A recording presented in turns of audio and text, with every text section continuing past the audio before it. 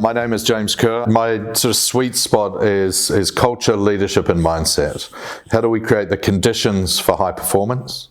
How do we lead for high performance? And, what about the sort of top 2 inches? How do we get our head in the right place in order to perform to our peak consistently over a period of time? And so I'm fascinated by that as a subject. I'm a writer, a speaker, and a coach and consultant, and my work's really about helping kind of the best get better, I guess, would be a way of putting it.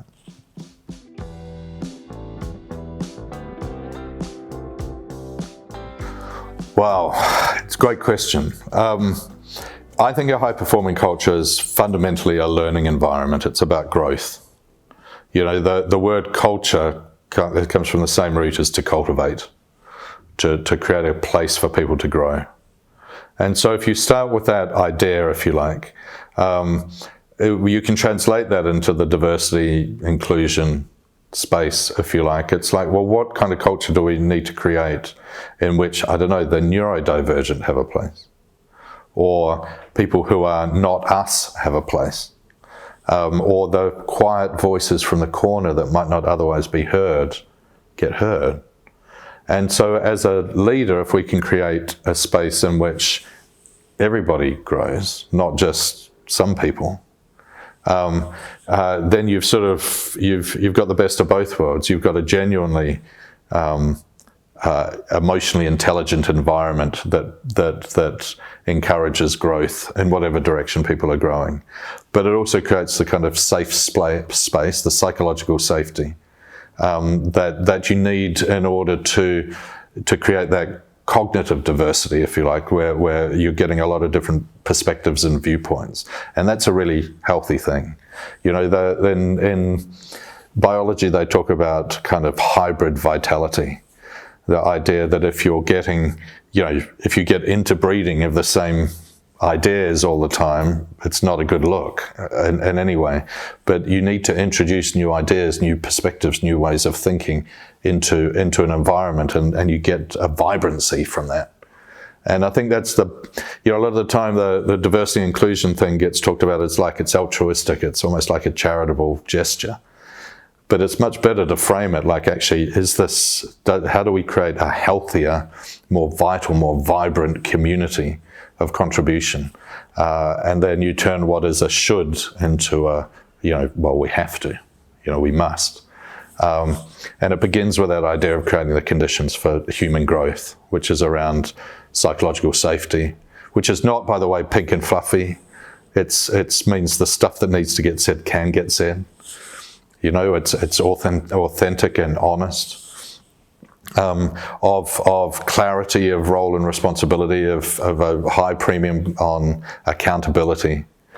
If you say you're going to do something, get it done. High integrity, high standards around excellence, and that clarity of common cause, I think, that we all know our role in delivering something that we understand collectively.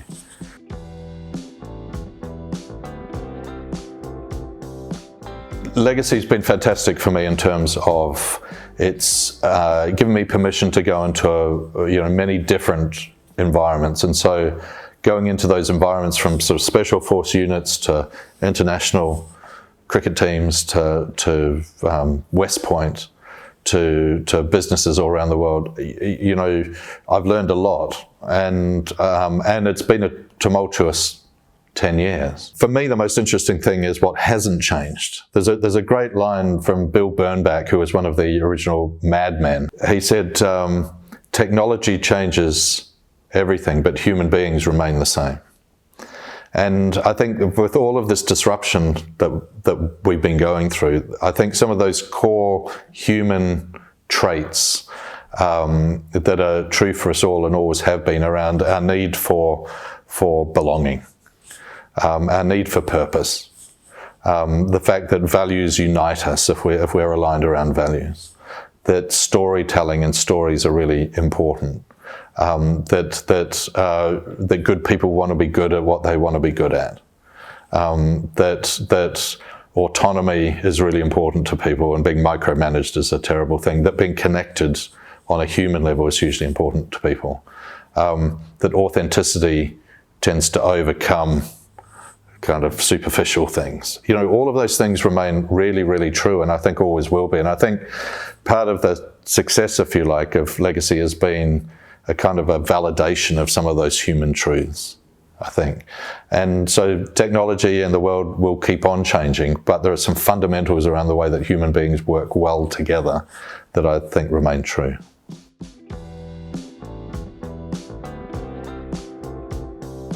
There's a line I swear by and live by, which is, the story that you tell yourself becomes the story that others tell about you. That first we shape our story, and then that story somehow shapes us. And that's really what is known as ethos, or ethos in the US, which is the kind of characteristic spirit of an organization. And one of the most interesting areas for me, as a writer, as a storyteller, is trying to work with groups to help them tell their story, to shape their story. I've done it, with businesses. I've done it with special force groups. I did it with a football team, Leicester City, and Leicester had been through a very difficult time. Their owner, Gun Vichai, had died in a helicopter accident, having kind of created the conditions where they'd won the Premier League. And I was invited in and had a huge privilege for me of working with the group, with the team, to help them shape their story, one of kind of courage and unity, and playing for Vichai. And the team were extraordinary and played well above their pay grade, if you like. And ended up at Wembley playing for the FA Cup, which they won. And they won under the eyes of Vichai, whose image was over the stadium. They'd sewed his image into their shirts, and they really were playing for him.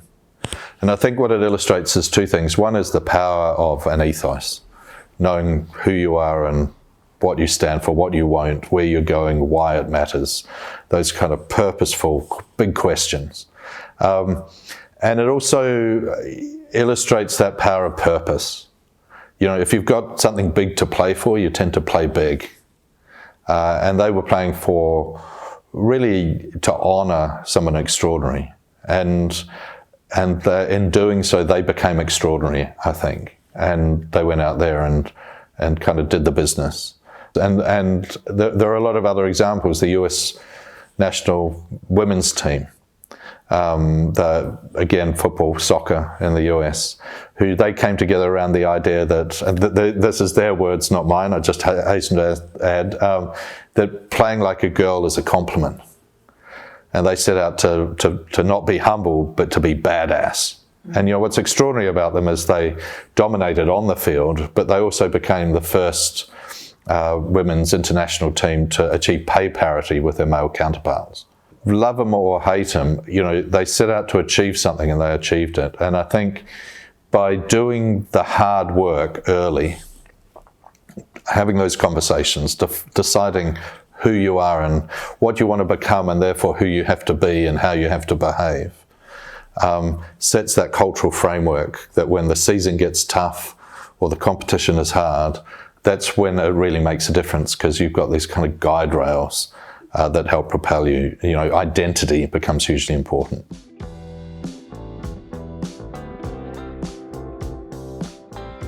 I think it's challenging. I think autonomy is fantastically important for a group. And a lot of people sort of thrive when they can make their own choices, and there are a lot of efficiencies. But I think there's a difference sometimes between cooperation and collaboration. Cooperation is we kind of work on our own projects separately and get on with stuff, and we can be highly productive when we cooperate, but we're doing our own work. But collaboration comes with a lot of synergies when we're in the same space together, where we can bounce off each other, where those casual conversations we can pick up and say, hey, that thing you were talking about, why don't we have a meeting about that? And I think one of the problems that's happened with a sort of work from home revolution, if you like, is there's a dimension of teamwork that's been missed. And over time, for some organizations, not all organizations, that's deteriorated performance. It leads to fractures, it leads to less of a sense of belonging, and certainly to less kind of creative synergies. You want that kind of collision of ideas in a culture. You want people to come together and have those sort of accidental epiphanies. And I think sometimes people are sitting in their sort of battery hen desks on Zoom at home.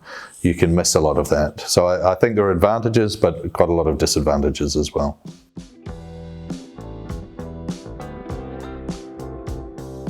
There's a Billie Jean King quote, which is "Pressure is a privilege." You know you're up to something if you've got pressure coming at you. It's like riding a motorbike. You want a bit of wind in your face. And that there's a technical term for that, which is eustress, which is, enough pressure to engage and energize you, not too much. If you feel too much pressure, you tend to go in on yourself, you tend to choke. If you don't have enough, you're complacent. There's a military commander I spoke to once, and he said he'd been in London, so he talked about minding the gap. Mind that gap between reaction and response. So take care of ourselves, sleep, right? Hydrate, breathe, eat well, exercise, have good relationships, don't drink too much. All of those things, so that your vessel, if you like, is in a good space, so you don't go into reaction too quickly. Reaction tends to be bad, tends to be deflect and deny and denigrate somewhere else, counter blame. It's a reactive state. You want to be in a responsive state. You want to be in a state that your best behaviors are kind of applied to a situation. So you want to be in a resourceful place physically, really, and mentally in order to deal with pressure. And then there are a lot of techniques around how you might deal with pressure. The All Blacks talk about red head, blue head. Red head is when you're thinking ahead, you're thinking, what's the consequence of this? Blue head is when you're on task and in the moment. You're controlling the controllables. It gets talked about in sport. Breathing becomes hugely important. The only way we can physiologically regulate ourselves, like slower our heart rate, is through breath. So the Navy SEALs, for instance, use box breathing, in on 4, hold for 4, out on 4, hold for 4, in on 4. We bring ourselves down. So there are a lot of techniques, but I think it really begins with creating that stable base.